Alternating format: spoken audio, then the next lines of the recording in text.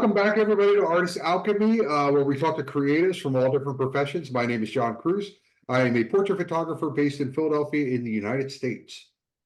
And my name's Steph. I am a fantasy photographer based in Lincoln in the UK.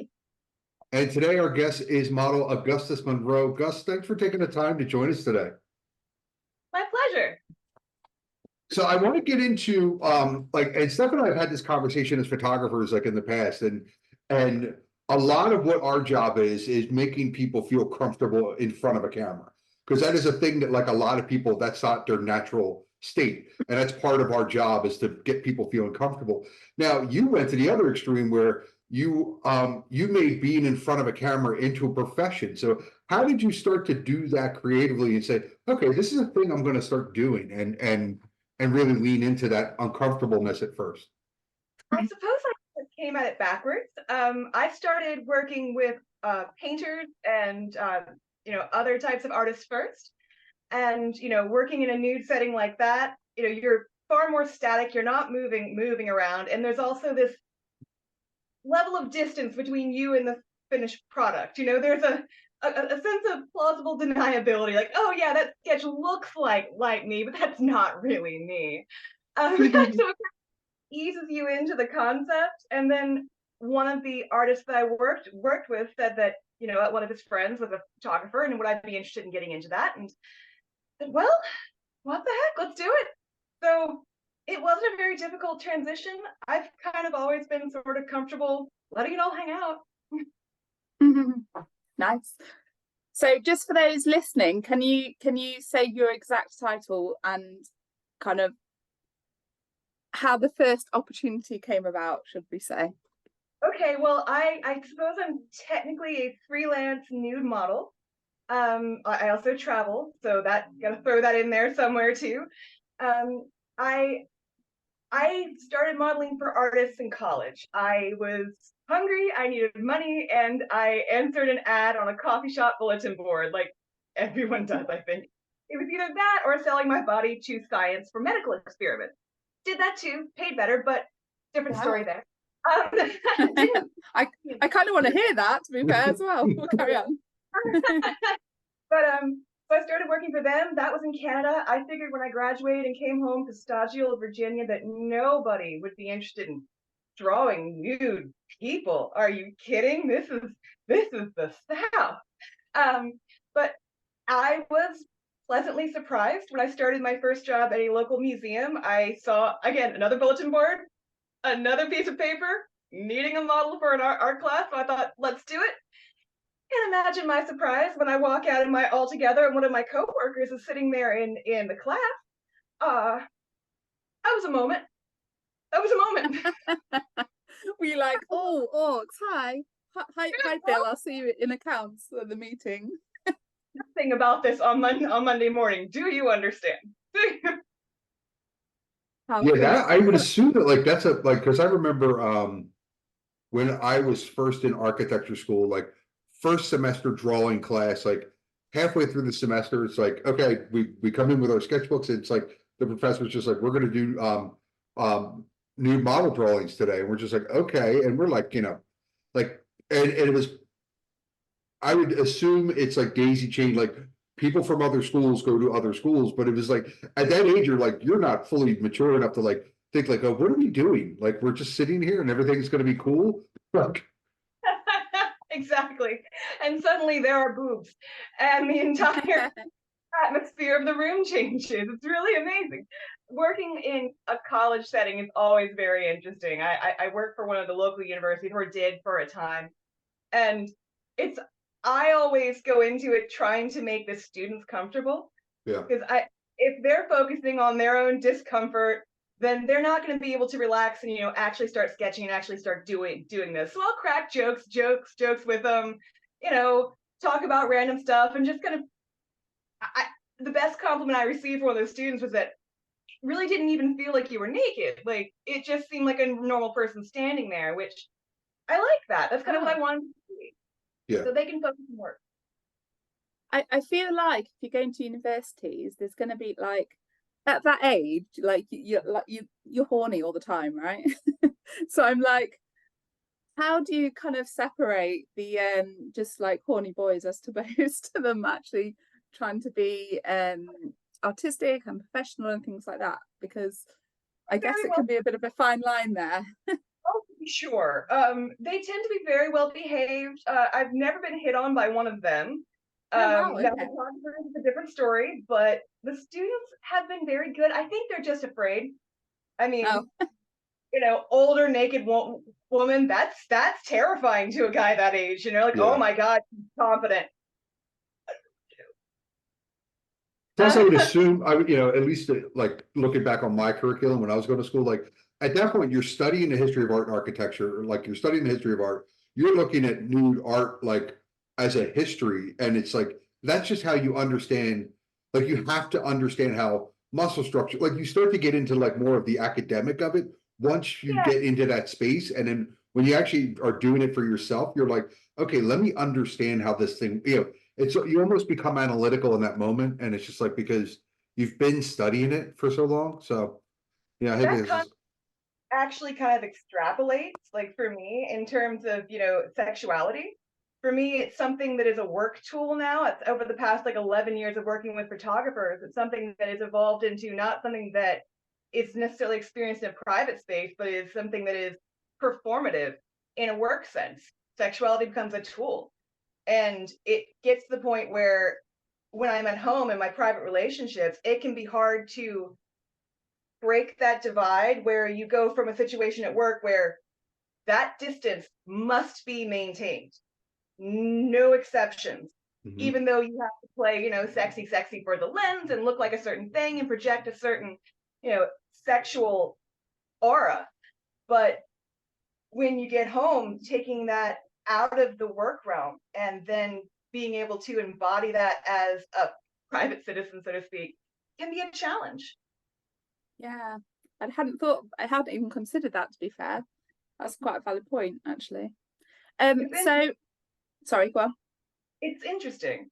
Yeah, Yeah, for sure. yeah, it's very much like, and we've had conversations with actors and things like that, and it's a similar mode. Like there's a character you're portraying for that moment, and in the moment that the camera stops, per se, like in the case, the still camera, but like Yeah, metaphorically, like it's like okay, back to human mode, and it's like that's a different thing, and some people it's like method acting, they're into it, and it takes them a while to decompress. Some people are action cut, I'm in, I'm out. And it's just, and I think that is different per performer. And I look at modeling as no different than that. You're performing a character for the moment and then you come out of character. But I think for some, it's like a different transition. it's very true. It's very true. And it's, I don't know, kind of interesting seeing it having made inroads into my own, personal life. Because the person I am at work and the person I am at home, not only are they two different names, but they're two different people. So talk to us about, so you've gone for this first ever job, and it was, you were going to do the medical thing, but you decided to do this. Yeah. And how did it transition from this is like a little thing to get me through college to Um, this is going to be my full career? well, after I kind of fell into the art group back here in Virginia, uh, kind of funny because I was dating a very conservative young man at the time, and the idea of his girlfriend modeling naked was, woo, uh, not okay. So of course I had to swear the entire class to silence that when I told him there were draperies involved, in his head that meant I was wearing them, and I was fine with letting him think that. I was sitting on them, but still there were draperies involved. So I went from that to working with some of the artists privately, and then from there it was one of those artists who had a friend who was a photographer in Richmond, and I went up there, did a first shoot with them, and started, seeing where those photographs went. Actually, from that first shoot, I got a pickup from Vogue Italy, which was really Oh cool. Like, wow, all right, first shoot, this is cool. Like maybe I could do that's this. amazing. Uh, um, so granted, I hated the picture, but I think I looked like the Michelin Man. But that's cool. That's fine. It was still fun. But so I went from there to, I was a little hesitant to begin with because I was still working for a museum that's a very conservative space. And in this state, there have been women fired from various positions for doing things like burlesque on the side. Oh, Wow. wow. Yeah, there was a teacher who was fired for doing burlesque, and the people found out and they fired her. Wow. Yeah, that's unbelievable. And this is not, in the 50s. This is in the past 10 years. So it's Holy ridiculous. crap. Yeah, so I was a little concerned that I might be jeopardizing my position. But then when I got married and had to leave the museum because we had to move closer to my husband's job, only because he made more, that was it. I decided, you know what? My chance. Let's do it. There's nothing to lose now. I want to give this a shot. So that was the beginning of really taking this seriously. Amazing. And how do you kind of go about, like, do you wait for people to come to you, or do you have an agent, or do you kind of reach out to people, like because it's not like in a 9 to 5 job you'd obviously like apply for the job, right? But Yeah, is there such a thing in new modeling? like people come to me. That's part of my work. Like they'll reach out either over like a modeling website or Instagram or something like that. Or for a tour, for example, when I'm typically gone on the road for around 3 weeks, that has to be booked out to a certain level or I can't even come back in the black. So I have to make sure I have a certain number of shoots to make sure the tour is profitable. So I have to do cold calls. That means emailing about per tour between 300 and 500 people. Oh Wow. wow. You can get out of that maybe 100 responses. And then from that, you'll probably get around 80 bookings. So, That's but for it's a That's lot. a pretty pretty good though. good, I mean, like when you Out think of of it, that's 100. a pretty good return on that Yeah. like investment when I think about like, because we're both in the business where we have to go cultivate business. It's, it's a different, it's it can be exhausting. Like, I gotta go to like a million networking events and have a million different conversations, and you're just like, so yeah, that's not a bad return on your email open rate. Yeah, it takes time. Like essentially, evaluating because I have to evaluate each person before I reach out. I don't reach out at random. So that means going through every social media account I can find, every portfolio I can find, finding their name, since a lot of people don't put their actual name on their accounts. Light wind photography, not John Smith photography. Right. So to find that name and also to find something to say about their work, because a lot of people get offended when they feel like it's just a form letter. When the reality is, I gotta send 500 of these. I cannot write an entire letter from scratch every time. So at least that first paragraph is something personal, and to go forward from there, hoping that they'll understand that yes, the rest of this has to be pro forma. And that was actually how you and I got connected, because you were coming to Philly for a tour. I had gotten one of your emails, and I, is usually like, it's like I'm not available, whatever. But like we actually had a conversation because you had bullet points about my portfolio, and so we're like, okay, well, and then that's how that's how we started to exchange in a conversation. And I thought, oh, I'd love to have you on this. Steph, you and I had just started this, and I'm like, oh, I'd love to have you on this at some point because we love to talk to creative people. And so that's how we got into a conversation. See, it works. I mean, and I don't mind putting that extra personal touch in because I think it is important. And also I found that to get people to open the email, just open it. What you put in the subject line counts. So I'll either draw something that they've written somewhere in their social media or put something that could potentially be spun as an insult, like such drama. Oh, I And love it. in That's the great body of the message. marketing. Yeah. Oh, there's such drama in the lighting. Like it's actually a compliment, but it sounds like an insult in the subject. So they're going to open it. Yeah. You read the And message. do you have like any input into, like, when you do these emails, do you like pitch an idea to them or like a set to them, or is it just literally like, I'm going to be in this area at this time, I think would work well together? Is it that kind of thing, or do you have like this artistic say, like, I've got this idea which I think would be great for?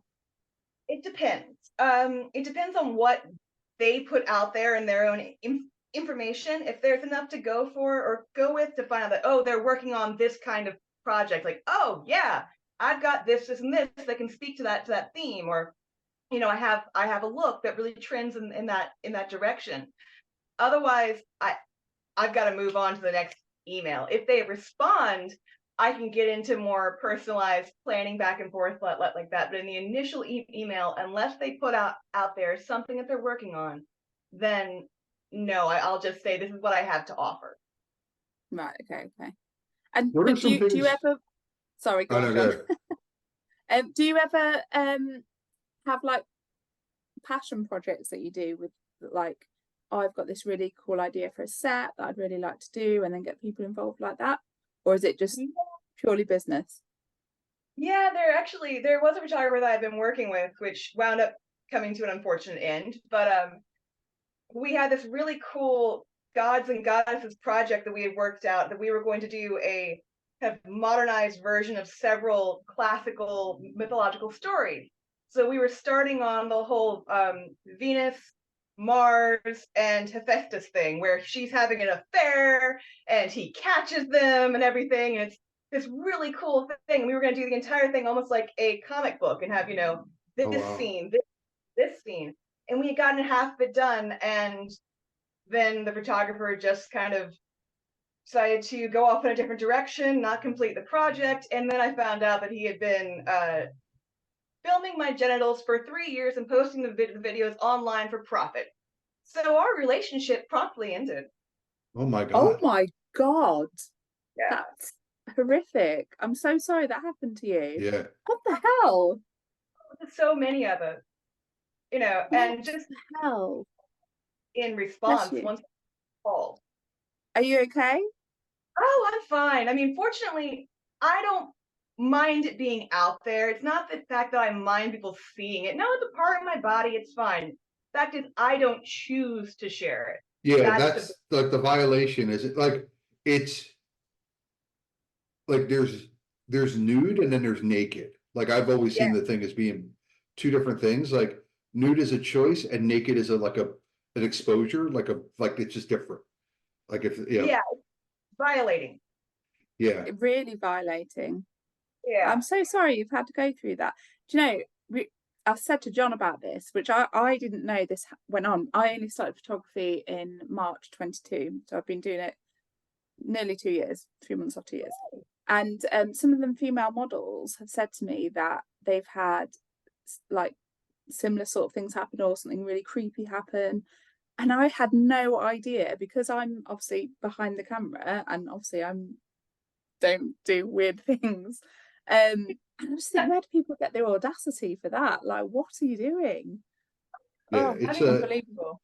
it's really like and you're in the past couple years, I have seen more people speak out, which is good because Yeah. like it used to be like it because especially a few years ago, there were people would accumulate large followings on Instagram and they felt untouchable. And then Mhm. and so then the people that they worked with, it felt like well, maybe I did something. It was a very like gaslighting conversation, and then people start to talk to each other, and then it started to get people started to get called out. And I think that I don't know if the environment has changed, like like stuff like that. I don't experience it day to day, but I don't see it talked about as much anymore than I did like a few years ago. There was like a groundswell of like a lot of Me too. conversations of like, you got to look out for these people. Yeah, we do exchange lists. There are groups online that are kind of watch groups and safety networks. We have to monitor them carefully though to make sure that moles don't get in, and then screen capture and show what's written to the photographers, who can then sue those people who are trying to keep others safe for libel, which has happened too. And unfortunately, since most of these incidents occur in private behind closed doors, it becomes a he said, she said issue. And traditionally, the models are financially in a more vulnerable position, and the photographer can afford to hire better representation. Right. It's So terrible. So that could, with that happening, is there anything you've kind of put in place to kind of protect yourself going forward? Obviously, I guess when you make a relationship with a photographer or an artist, obviously you don't expect that to happen, but yeah. It has. So is there anything, like, I'm thinking of people who might be listening who are just going into the industry that you're in or want to, is there anything that people can put in place to protect Well, that themselves? is find those watch groups, talk to other models, ask what their process is, and talk to other models regarding who they've worked with. Every model's got their own list. Mhm. We keep them. We will share them with other models. Also, when you're working with a photographer, ask him, have you had any models talk to you about any guys in the area who, gave them problems? Yeah. Sometimes they'll have answers. You can get answers everywhere. Go through the photographer's portfolio. See if you can identify the women in it. Contact them directly. If they do not have the women in their images tagged, that is a serious red flag. Interesting. Okay. Well, that's good to know. Thank you for those who might be listening, going into it. Safety first, please. Vet. Yeah, absolutely. And I know a couple people that I know, when they work with a photographer for the first time, they'll bring a chaperone. And just, When possible. Yeah. yeah. It's not always possible. Some photographers don't allow it. When I feel like it's necessary to do so, this is a controversial thing, but I don't ask permission. Yeah, I feel like that's weird. If somebody pushes back on that, to me, that's weird. Like if this is a job site, and if another person can't be on the job site, if you're uncomfortable watching, somebody, if you're uncomfortable with somebody watching you create, then there's something weird going. Like it's like, to me, that's an immediate like out. Like It is. I think I go ahead. understand. Oh, sorry. I understand some will say that, they've had in situations with chaperones in the past where they've been disruptive. Say the boyfriend doesn't want the girlfriend posing in such a way, or she feels uncomfortable emoting sexy to a lens with her boyfriend standing there. There have been situations where it was a shakedown, and the chaperone was only there to rob the photographer of their expensive equipment, which I get it. That all sucks. That's all unfortunate.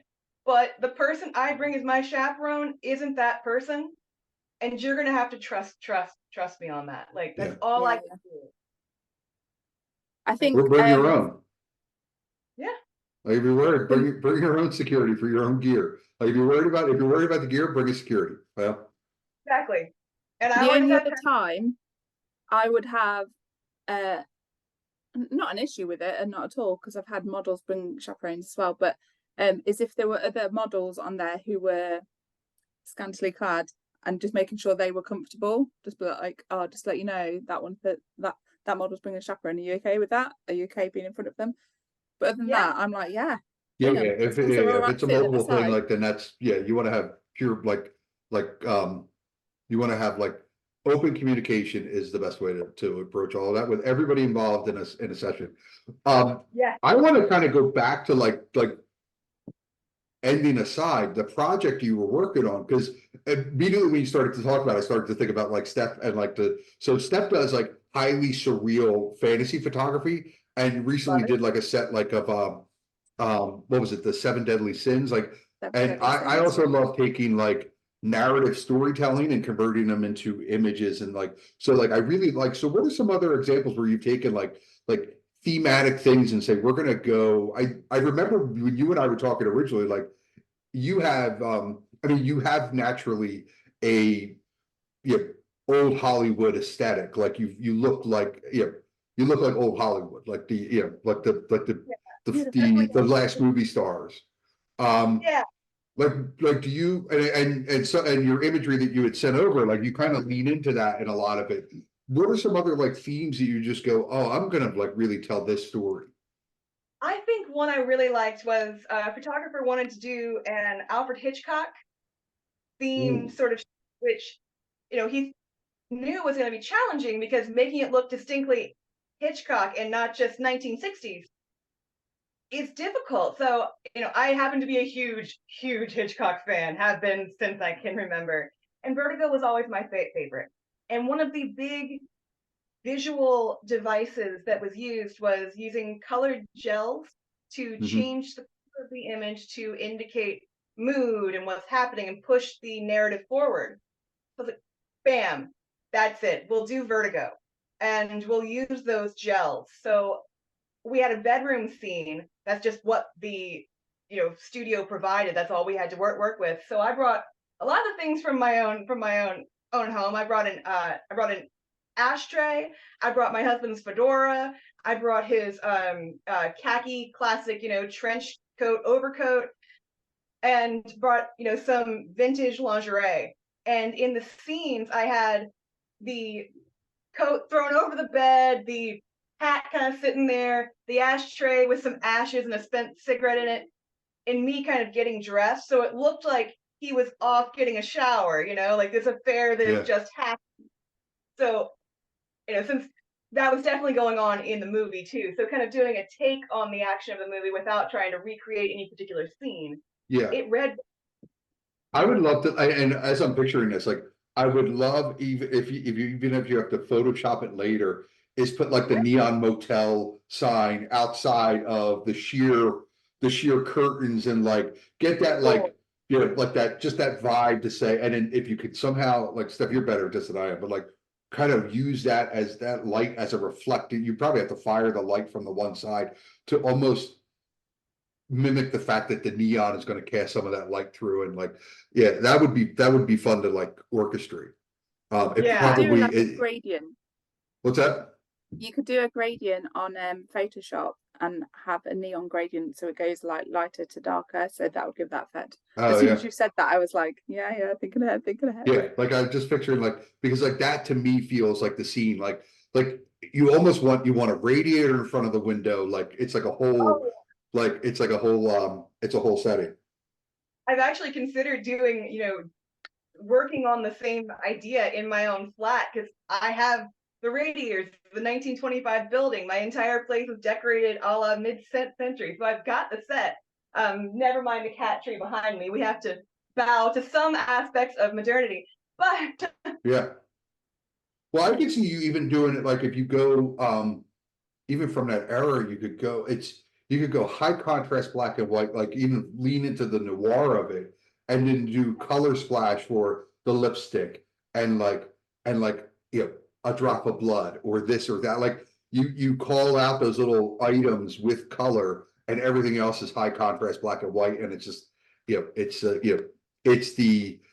it's seamed stockings with the line going up the back, and like like there's like little moments. I could totally see an entire like wardrobe where it's like, oh, we're gonna do noir now. I'm not gonna lie, I kind of want to do this shoot now.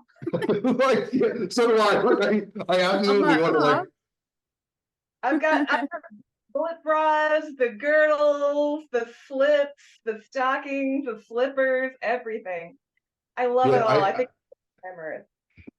Yeah, it feels like LA Confidential, like the movie LA, when they recreated that whole setting, like or Sin City. Yeah. Yeah. I really like images that look like they've been taken straight from a movie, or like the front cover of a movie, or like a still of a movie. And that sounds right up my street. So all those things you're describing, I was like, this sounds great. Let me come over and do a shoot with you. Have you ever, because what you said about your photos is that they're obviously very storytelling and things like that, but have you ever actually considered taking it further and actually doing some acting as well? I've considered it. I hate the sound of my own voice on recording. Me too. I hate mine. I'm like, right. I've done little things here and there. I think most recently the closest I've come to acting is doing giantess fetish videos, but those are a lot of fun. I don't even know what that is. What's giantess fetish? The fetish is like the guy wants the girl to be like a giant. That's just the idea. And so in these shoots, you are often just fully clothed. It's not really about being naked necessarily. And you stand on a glass top table and they have these teeny tiny little men, and you stop them while telling them that they're worthless worms. Or, okay. Yeah, whatever kind of derogatory statements you want to make, let loose. It's fun. It's interesting. Are these requests that you get through, or is it like, how did that come about? somebody wanted to do the shoot. That I said I in the beginning I wouldn't do like foot fetish shoot stuff like that. I have no problem with it now. I mean, I don't really know what my holdup was with it before. But there was some consideration of like, I don't want to be known or have a reputation. But I'm a nude model. I've got a reputation. Let's just go with it. Like, it's fine. There are And that many, yeah. I always think when it comes to artistic kind of license, whatever you feel comfortable with is totally fine. Like as long as you are happy doing it, I'm like, you go for it. yeah. Are you particularly tall, or is it just how the angle was shot for it? 5'10". Oh, okay, you are tall. You are tall. Oh, that's cool though. And the foot fetish thing, weirdly, so about 2 years ago, I got an inbox. I had no idea that there was a whole thing about this. I had an inbox on Instagram from some random guy asking to buy my used heels that I was wearing in one of my photos. And I thought he was joking. I was like, what? And he was like, yeah, can I borrow? And he was an American guy. He was like, can I buy you your shoes for $300? I was like, for Yes. what though? They're women's shoes. Like they're not going to fit you. Don't care. Don't ask. That there was this whole community.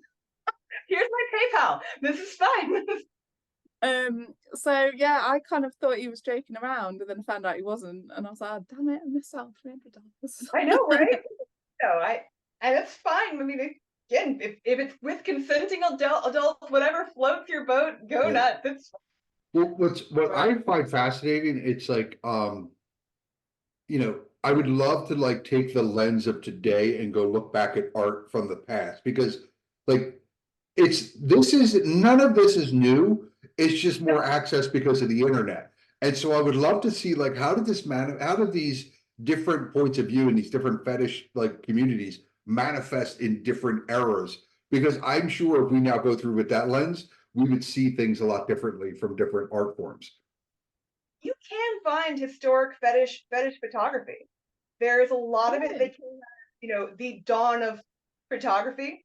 There's a lot of turn of the century stuff, people getting spankings, all kinds of stuff, people getting tied up, damsel in distress stuff. Then you move forward into, the Betty Page era. She was doing a lot of fetish stuff, a lot of bondage stuff. Oh, wow. Yeah, there used to be a really cool Tumblr back when Tumblr was fun, so years ago now, that was called Grandma Did It Too, or maybe just Grandma Did It. But people would submit their old photos that were either nudes or naughty, some were straight up porn, and they were fantastic. I downloaded almost 100 of them, printed them out, and put them all over my bathroom. They're great. It's the best thing ever.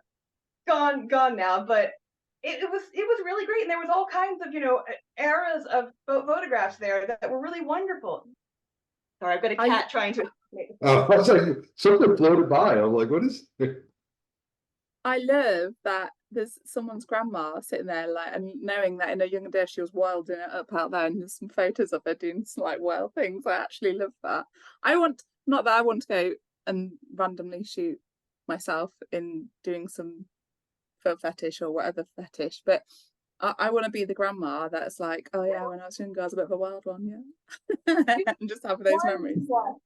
I forget who it was. There was an actress, and it was an older actress, and somebody asked her about like, what's some advice you would give to younger women coming up, and she was like, get photographed naked because it never gets better.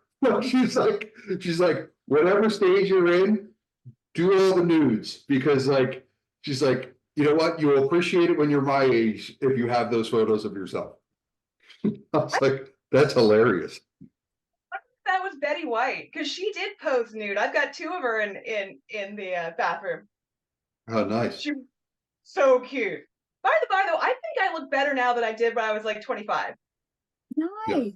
And do you think that's a confidence thing, or like is it because you used to get naked and you used to seeing yourself, or is it because you work out more? What's all that about? I think it's confidence. I think it's the way like my shape has evolved. I've started working out differently. Kind of all of the above. Maybe sort of like losing some baby fat through the face, which I think for me worked out well. I don't know. I just kind of like how the evolution has gone. Yeah, I That's think so like that's a refreshing. lot of, and I think there, when you talk to people who think that, like usually the conversation is they feel better about themselves, like they've reached a point of growth where it's like, I'm fucking awesome. And so like this is, and whatever that is, like, and we're better now at taking care of ourselves than we were however many years ago. Like, Yeah. the science is different, We are aging differently than previous generations have. That's for sure. Oh my God, like, do you ever see like, you know, I think I saw a thing, a meme, like in the past couple years, like the cast of Friends now are older than the cast of the Golden Girls when that was on air. Like, That's wild. like when you think about like imagine recasting that with Courtney Cox and Jennifer Aniston, and like that's how old they were. And That that's the next generation of women in their 50s approaching 60. yeah, yeah, it's true. I mean, I don't know. I mean, granted, my mother has incredible genes. I mean, she stopped aging somewhere around 45. So I feel very fortunate in that. Nice. I do like, because you see on socials and stuff, but I've seen on TikTok where they're looking back at like high schoolers from like the 60s or the 50s, and I'm like, whose 35-year-old child is that? Because they are not high schoolers, they look like they're mid-30s. And yeah, you see people who are in like their late 20s, 30s, 40s, 50s even, and they look so much younger now, which is great. Uh-huh. But I don't know the reason behind that. Yeah, well, I think that there's a lot of things. One, there's a lot, there's skincare routines, there's exercise, there's diet. But I also think that the lens through which we look at things, we're older. So when we look at things now, it looks different than it did. Like, I think that there's perception changes, there's societal changes, and then there's just, health and nutrition changes. Like, I think all of it is simultaneously happening. Um, Yeah. like yeah, I think it's a mixture of all the things. I think once you hit a certain age, like, everybody under a certain age looks like a kid. Like it just they just do. Like it's just like that, they look like a child, and you know, and they will until they hit a certain, and then all of a sudden they don't look like a child anymore. You're Yeah. one of us. I am 39, but I'm 40 tomorrow, right? And last time I went to the club was about a year and a half ago with my partner. I mean, when we walked in, I was like, everyone's a child. Like, I feel like they're not old enough to be in here. And then I was like, oh my God, no, that's me. That's because I've got to that age where everyone looks like a child. Oh Yeah. God. No, I did that, like, it was a few years ago. A buddy of mine and I went to a bar, and it was just one of those, like, we were just out for the night in the city, and we were just like, all right, we'll pop in here. And we pop in this bar, and they had 40s behind the thing. We're like, oh, we haven't had those since college. And we grab them and we turn around and we're like, oh my God. Like this is very weird. Like we drank like a third of them. We're like, we're entirely too old for this. We got into a cab. We went to the other side of the city to like an upscale restaurant, sat at the bar and ordered glasses of wine. And we're like, we need to rebalance this. We need to reset Yeah. ourselves. We're adults. We have money. Like it's not a thing. We don't. Yeah, we don't need to like go to the college bar. That was just a weird experience. We have to get out of here. Yeah. Yeah. That Right. is how I feel. Yeah. Just gotta reset to age appropriate where we are now. Yeah. And also, sorry, just talking about ages, and because we got onto it from photos and stuff. In my 20s, when I thought of a middle-aged person, I thought of someone's like graying father who wore very sensible clothes and went to bed at 7 o'clock. Like that's how I imagined a middle-aged. I'm 40 tomorrow, which means I am middle-aged. Like the average age for the UK is 82 or something like that. So I'm pretty much middle-aged, and I'm like, that's not how, am I though? Because I don't feel like I am. But yeah, it's just It's gonna wild how depend the on who you perception. ask, because like there's a certain like generation, or like you have a 19 in your birthday, like Right? Like, Oh, oh, you're definitely old enough. Your date of birth starts with 19. yeah. oh, it's On my side of the lens, those numbers are very significant. There are some photographers who will write flat out on their profile, will not work with anyone over 30. Cute, real cute. Wow. That's really That's- well. I'm like, so there is a space where that makes sense, and there's a space where that is just weird and gross. The space where it makes sense is if you're selling clothes to people under 25. Like you're doing a shoot for Teen Vogue and this and that. Like, okay, I get it. If it's for art purposes, that's weird. Yeah. You're just being an ageist twat. That's all. Like, Yeah. Did you see that? that's Americans say that word. Well, it's actually I mean, we have the word, but we don't use it like British people use it. That was a perfect example of how spot on. Yeah. I appreciate that. I was raised by a British nanny, so there's a bit of crossover in my language. And Okay. I appreciate it. I like it. So going back to the photos, so would you say, because obviously you said you feel like you feel better, you look better now than you did before, when you were younger. Do you think the actual art of doing these photo shoots is what's given you the confidence? And would you also say what John said about everyone should get naked? Not at the same time. Don't nip to the shop and get naked, because I mean, might be frowned upon. I wonder if in a lot of ways, like, my confidence is in a way like oppositionally born, that you have to get used to rejection in this industry. And when you face it, you have to get a solid idea of, no, this is what I am. I may not be the look for this person, but this is what I am, and this is good. That's the kernel of confidence. But it is in a way oppositionally defined, or oppositionally born, or planted, perhaps. But I do feel like in that way I am more confident now than when I began. It manifests, I think, in being able to say when I feel like a shoot's going too far. I now feel empowered to say, you know what? No, we're stopping here. This is it. Or turning down assignments that I don't feel like are terribly me. That takes a lot of confidence and empowerment as well. Yeah.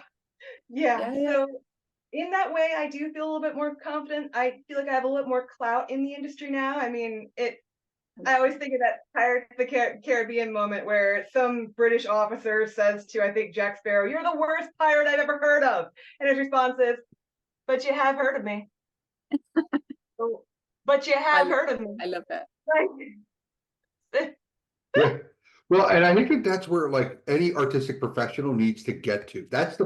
I shared a TikTok I saw, and I've heard him interviewed about this before with Steph earlier today. It was an interview that was done with Rick Rubin, and he was like, the interviewer asked him, he's like, what if somebody doesn't like your music? And he goes, I don't do it for them. I think of the audience last. He said, art, when you start to do art for somebody else, that's when you're not doing your best stuff, because it's not for you anymore. And if you're doing it for you, then it's your best work, and then somebody's going to respond to that. And that's, I think that like as artists, like when we can get comfortable with the fact that once we put out into the world what we think is something that's truly expressive of ourselves, then we end up talking to the people who actually appreciate that.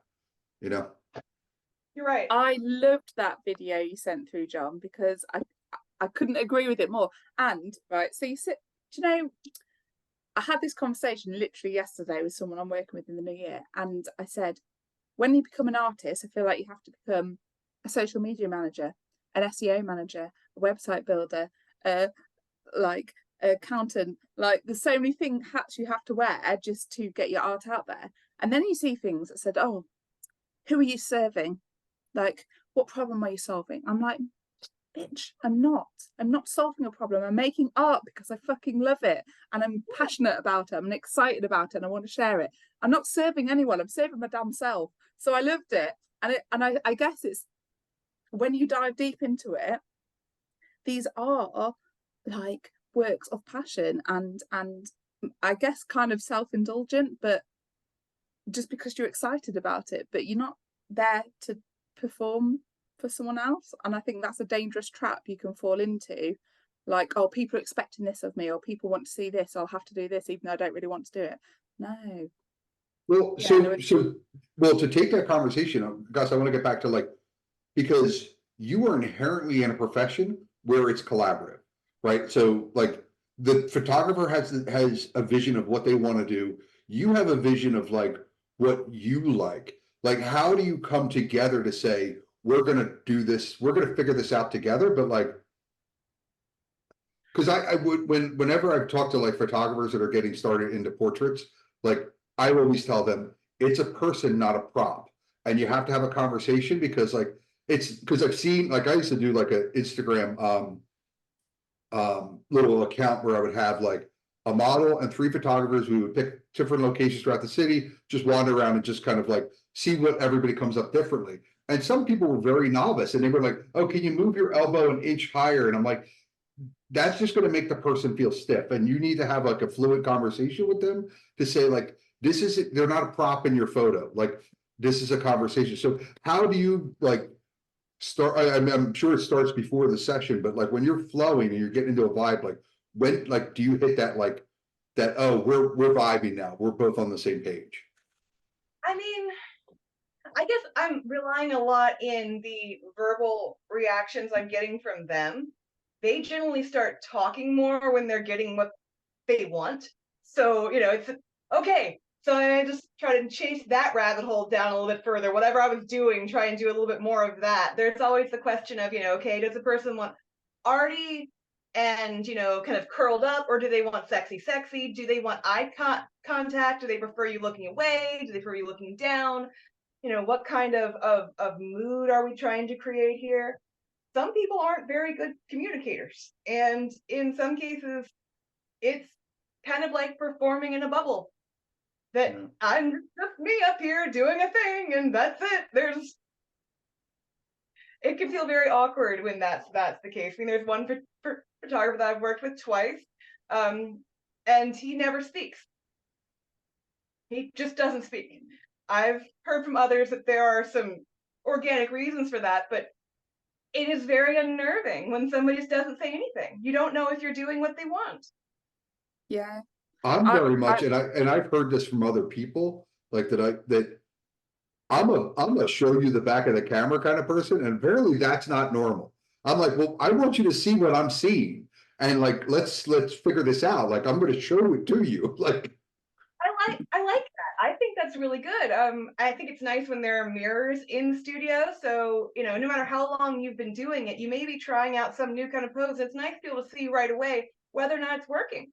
Oh, well, you've had practice enough. You don't need that. No, but then again, Michelangelo and the others didn't need a camera obscura either, but they used it because it's a little bit easier to get that trace started to begin with. Like, let's be honest, it's nice to have a tool. I find it odd that people would stay silent because, as John said, like part of our job is making the person feel comfortable. Like one of my favorite bits of the whole thing is being the hype woman. Like I am like, oh my god, you look amazing, yes, and I'm like, I'm excited for them and excited what they're doing and stuff like that. And even if they're a bit like, oh, I don't really know what I'm doing. Like I had this guy who had never had a photo shoot before at all in his life, and he was a bit like, oh, I don't know what to do with my arms. I was like, oh, just relax them how you would. I'll just lift it. And he ended up like, you could see him coming out of his shell. So I found it really odd that someone wouldn't want to make that person feel like that. Well, and so speaking from a man's perspective, I usually do not comment, like when even doesn't matter who I'm working with, on their appearance. Like I just feel like that gets into a weird space. I talk about emotion and okay, this looks like, I like the way this is working. So I start to dig into something else because I think that a woman photographer can say to another woman, you look amazing, I think that gets a little weird when it's a guy. I don't know, maybe it's just me. Yeah, I do get. Yeah. So I usually like try to talk about, I'm getting this from you, or I'm getting this from you, and this is how I'm seeing it. So I try to like use other words, but I can see why somebody might be like they don't know what to say because they don't want to like. Yeah. I mean, Yeah. even something like, doing great, or, yeah, that's really, really, really working, or good Yeah. job. Good Yeah. job. High five. Yeah, like, come on. My partner, who's a photographer, has said before that he doesn't feel comfortable like approaching like a woman and saying, do you want to come do the shoot? Like, for example, if we went to a photography meetup, he doesn't feel comfortable doing that because he doesn't want to appear like he's coming on to them or like being weird or going, do you want to come over here to, like, he's a bit like, oh.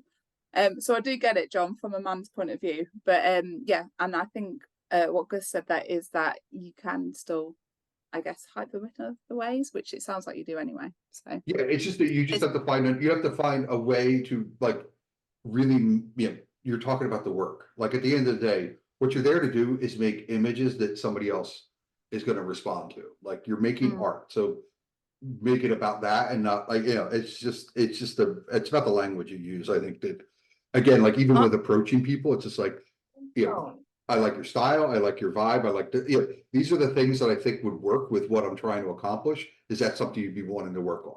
Like, and that's it. Like it doesn't have to be hard, but I think that like, men aren't the best at communicating. Like, let's just be honest. Like if we're doing a general, like, I think that like, it's a little bit, you just have to, you don't have to be weird about it. No. And of course, when I hook people up, I'm never intentionally trying to be weird. I'm just generally excited. You're definitely trying to be But weird. I do it to men as well, though. When you said you don't do it to women, I do it to men. I'll be like, oh my God, that was amazing. You look amazing there. Look at that. Oh, look at you. And I just go, I don't think it comes, no. I think it is stereotypically, it is a different thing when a woman's doing it. Like it just is. It just is. And that's like, because there aren't as many bad actor women. So like, guys who want to make sure that everything is safe will play it extra safe. Like, because like, you just don't want to even, you don't want to get into that area where like, Yeah. Because that's the fastest way to land on somebody's, red flag, no fly list. And now that word gets out. And you don't want to be there. I've put a couple names on those lists, and I hated doing. God, I cried every time because in every case they were friends. And the sad lesson that I've learned is don't make friends. Oh, That sucks. Yeah, that does suck. That's crossed the line. It's like, yeah, and it leaves you with the feeling that just shows me that the art we created and my friendship just wasn't enough. Unless you can possess this, the rest is enough. That's a weird feeling. Yeah, it's crummy. And it's like, no, this is done. Yeah. I suppose you've got to put those things in place, so again, to protect yourself and to protect your kind of safety and mental health as well. Boundaries are healthy. Yeah, it can be a very psychologically damaging industry to work in. You really do have to create mental boundaries for yourself and, understand, how to fortify your self-confidence and sense of self-worth. Yeah. So creatively, where do you want to go next? I was just going to ask the exact same question. Well, it's a delicate task because there aren't that many jobs you can safely go into, knowing that there are thousands of naked pictures of you online. But I'm actually in training to become a sex and relationship coach. Okay. I love that. Yeah, so I'll start online and then eventually move into face-to-face appointments should I choose. At this point in time, given the industry that I've been in and that hard line of no contact, I'm probably going to be far more comfortable starting with meetings as opposed to face-to-face meetings anyway, which will work out well. But I like. But it also, but it's weird.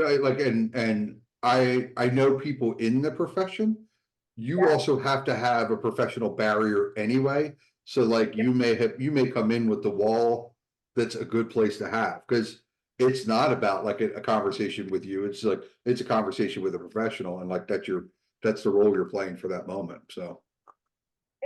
something I kind of do anyway. There are plenty of photographers that hire a model not so much for the art that they want to produce, as I feel like it's a more socially acceptable option than an escort to spend time with an attractive naked female who's going to be nice.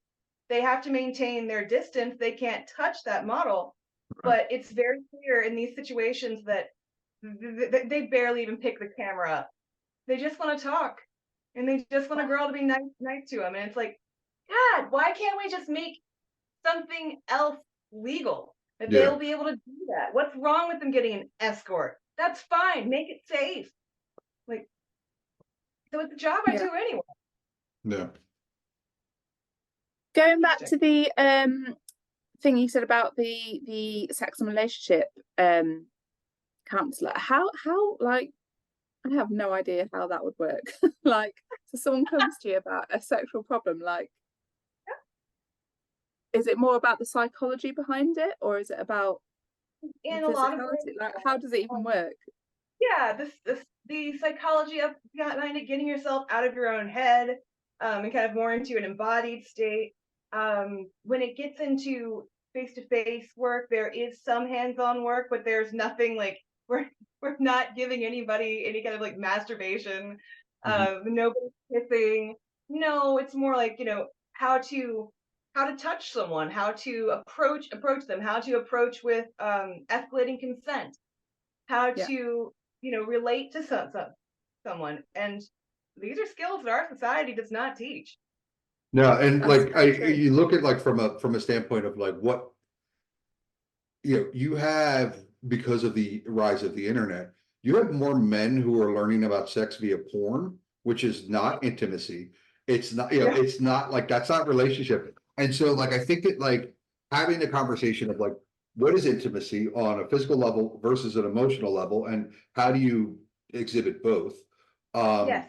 And like being open with conversations, I think that that's just part of the growth of our society, is that we're getting better at it, Yeah. but Awareness. there's still a lot of work to go. Like, Gotcha.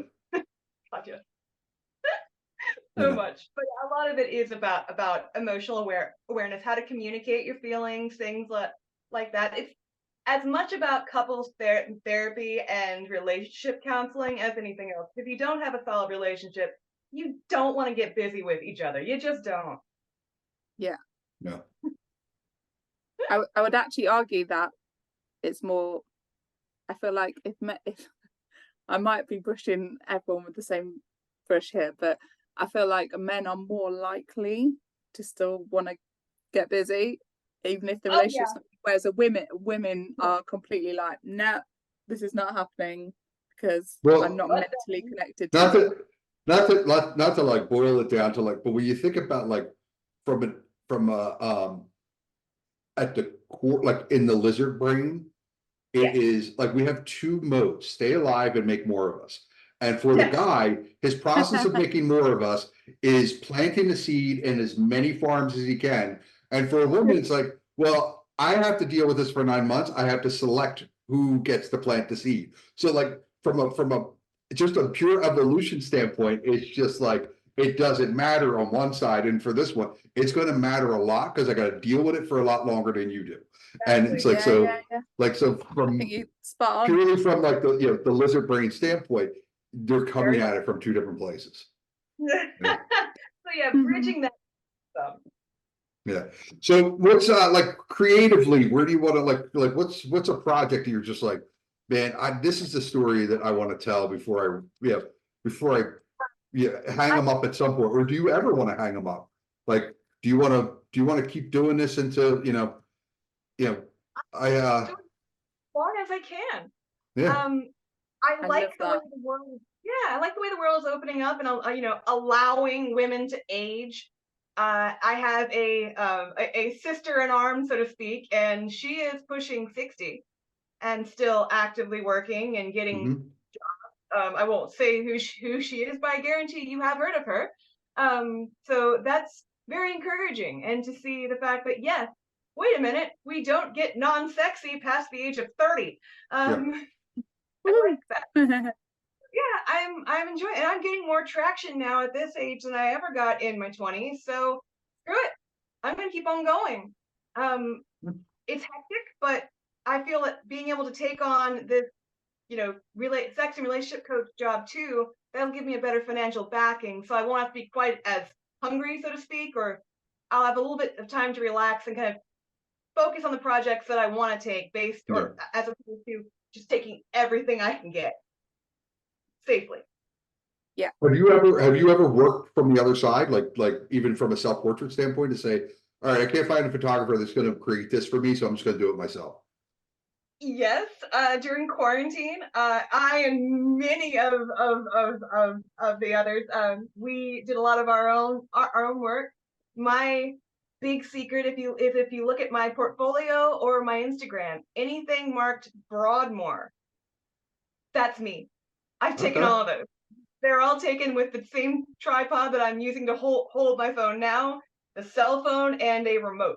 So if you look around, you'll see either a hand hidden somewhere, or a slight black something. That's the remote. Very cool.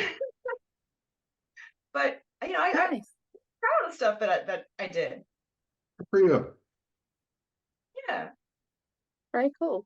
And just before we wrap it up, where can people find you? Like your socials, website, whatever. Yeah, I can be found on Instagram. I am Augusta Monroe Model, all one word. There's also a backup, but you have to type Augusta Monroe Model in because I'm shadow banned. So unless you type in the entire thing, it will not come up. I'm also on Model Mayhem and as Augusta Monroe. And yeah, that's my present. Very cool. Well, Gus, thank you so much for taking the time. This was fantastic. This has been fun.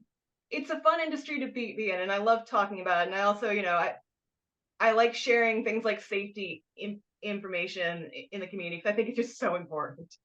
Yeah, I think that's like an important message to get out there, because I think that the conversations need to happen more often. Yeah, they're healthy.